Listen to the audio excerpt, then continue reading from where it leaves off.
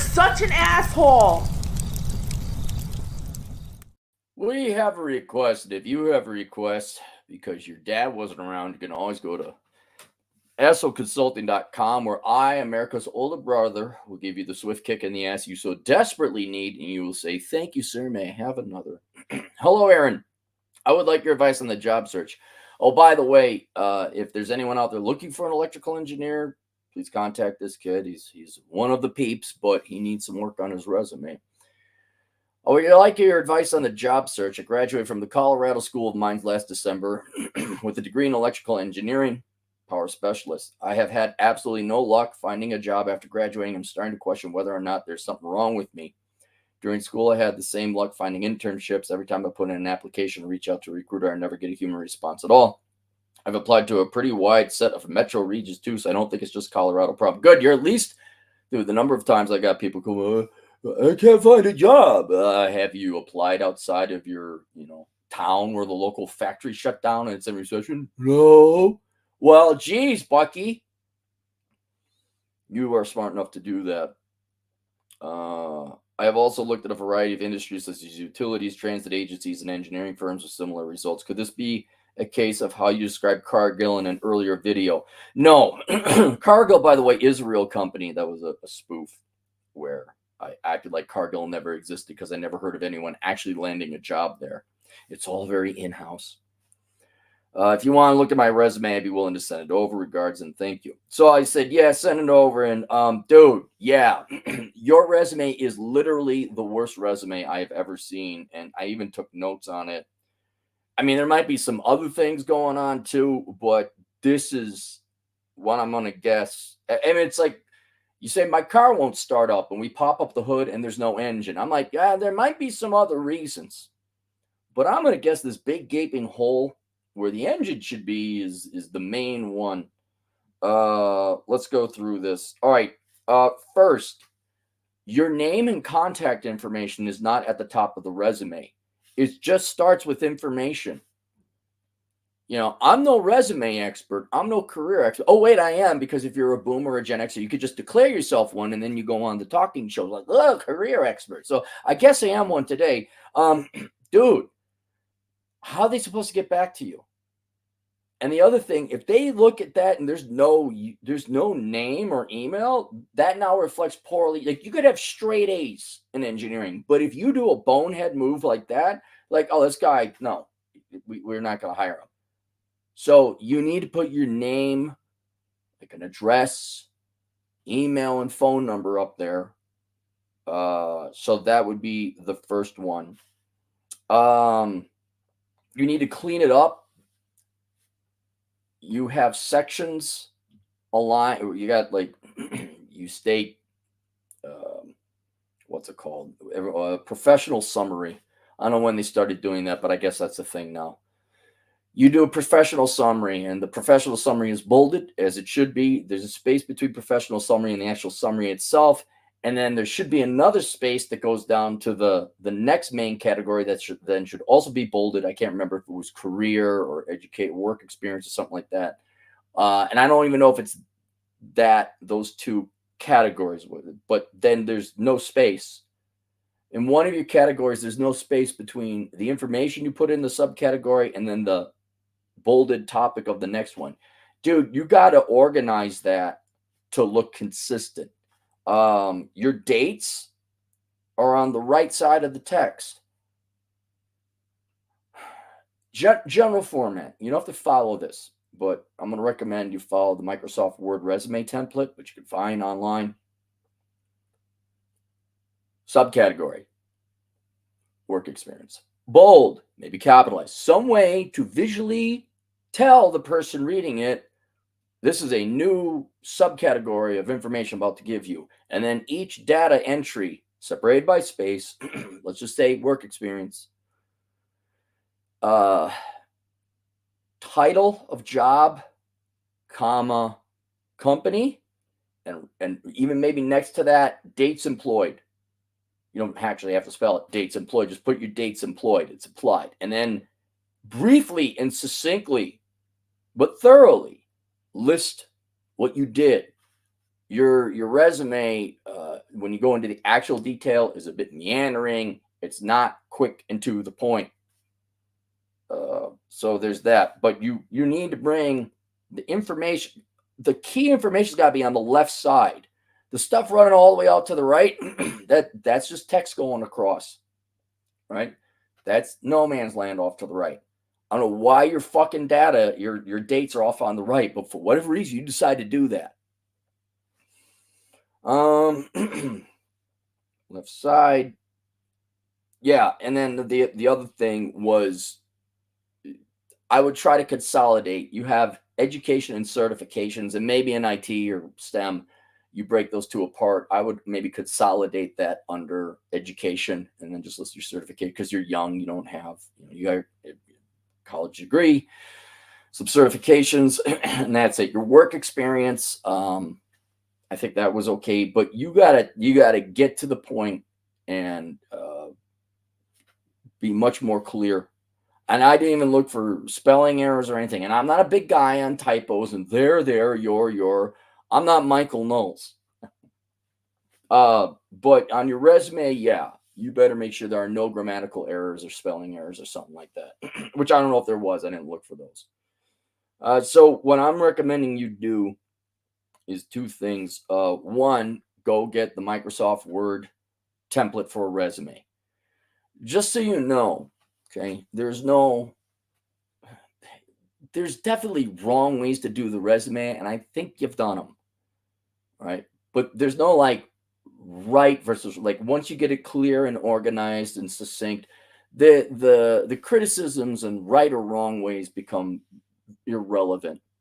I've had, send it to a resume expert. There's no such thing. It's just some middle-aged pain in the ass spinster who fucking studies resumes.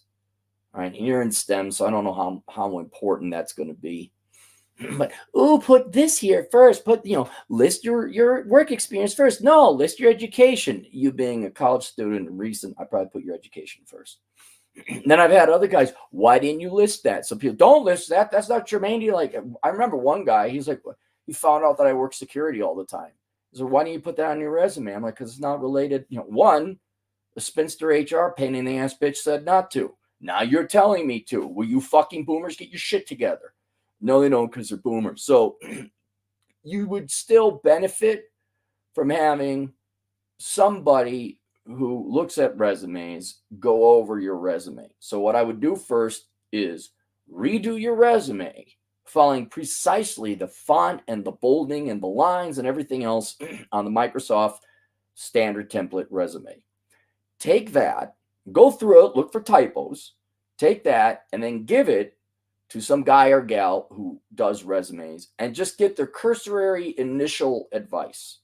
See if there's any major flaws. If they start doing, well, I'd list your phone number before your email. Tell her to fuck off. I mean, don't do that. Just doing you a favor. The school of mine's got to have like a career center.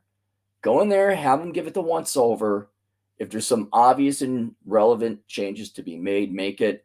But then if they start, oh, I don't like this font, unless you have some ridiculous font, I won't worry about it. But that's it. That's the biggest glaring thing.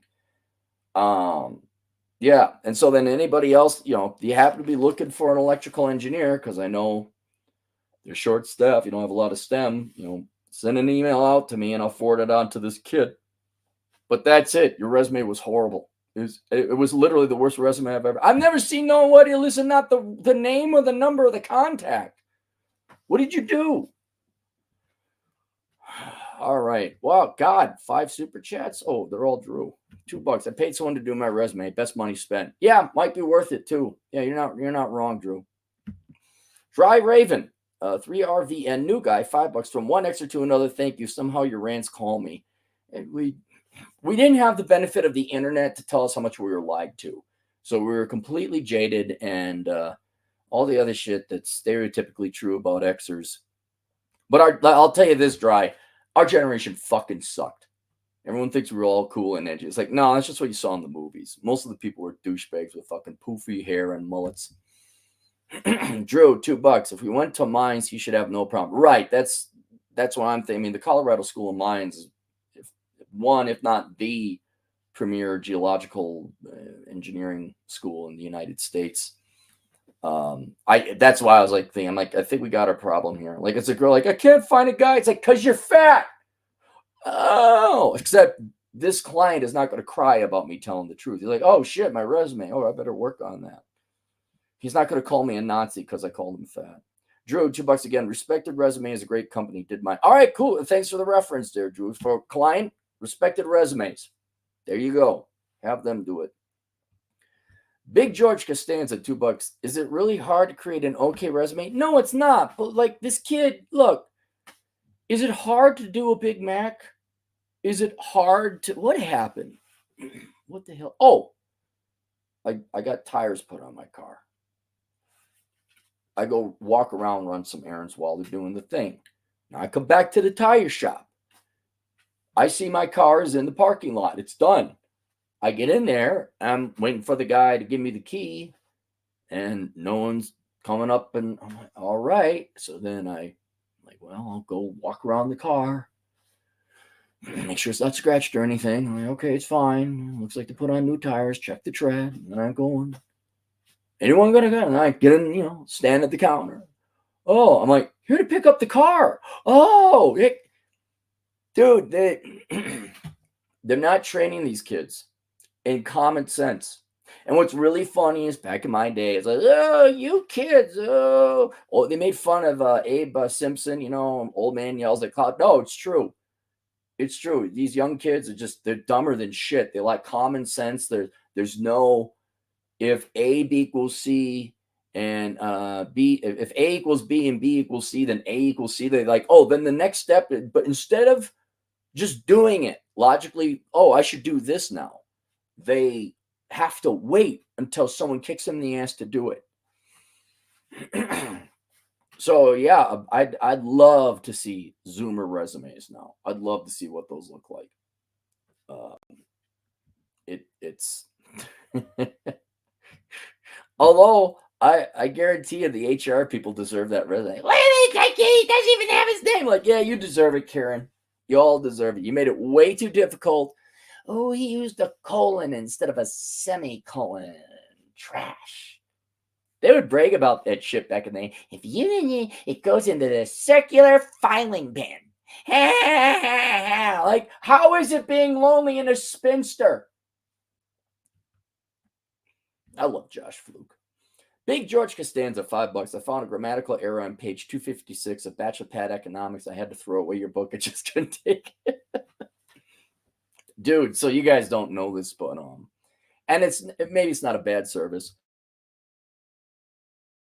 but Amazon will, I got a fair amount of books published, and they give me like this monthly update of mistakes we found with your books. Like their software found some mistakes, and it's just like this. I guarantee you, it is some nagging, miserable spinster or harpy wife that they hired to be in charge of this. Some asshole, worthless English major who we get to send out the mistakes. We get to send out them. Like, did you know on literally page 256, there's a typo. It's like, fuck off. It's got whatever, 4.6 stars out of 5. Fuck off already. You have a reputation. And I think like one of them has a Kindle quality issue. A World Without Men. It's like, oh, this is if you go by the Kindle, it says this has a quality warning. And I'm like, no, it doesn't. I have uploaded so many Kindle books. I knew exactly what I was doing, and they give you like a preview. There's like an online Kindle simulator. Looked good to me. Exactly. Jump to the chapters when you click on the hyperlinks. And quality issue. No, you did something different. Guarantee you, Kindle did something different. The upload, the KDP is the name of the company, Amazon subsidiary. I'm like, no, I'm not. No. And what's great is my best of books, which are rife with typos. I put up a disclaimer saying these are publications in their original form. All grammatical mistakes were intentional. I don't get any notifications on those. I don't get no nagging. And so I'm thinking I'm just going to do that on every book. Is like, There are typos in this book, and fuck off. You're too fucking stupid to get the ideas. You want to sit and pick and you have a comma. It should really be a semicolon. Fuck off. These books aren't for you. Go be a fucking inferior person. None of this fucking email.